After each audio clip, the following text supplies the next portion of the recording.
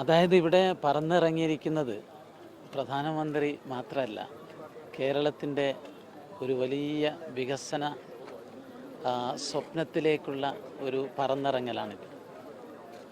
വിഴിഞ്ഞം പദ്ധതി വരുന്നതോടുകൂടി അത് സമ്പൂർണ്ണമാകുന്നതോടുകൂടി ഒരു 5-6 വർഷം കൂടാകുമ്പം ലോകത്തിലെ ഏറ്റവും വലിയ ഒരു പോർട്ടായിട്ട് മാറും. അത്ര ദൈവം അനുഗ്രഹിച്ച്, പ്രകൃതി നമുക്ക് അനുഗ്രഹിച്ച് തന്നതാണ്. പക്ഷേ കേരളം, അത് LDF ആയാലും UDF ആയാലും, അവരുടെ വികസന കാഴ്ചപ്പാടിൻ്റെ പരിമിതിയാണ് ഇത് വൈകിപ്പോയത്. ഏതായാലും പ്രധാനമന്ത്രി നരേന്ദ്രമോദിയാണ് ഇത് ഇത്രയും വേഗത്തിൽ ഇപ്പോഴെങ്കിലും യാഥാർത്ഥ്യമാക്കാൻ ആത്മാർത്ഥമായി ശ്രമിച്ചത്.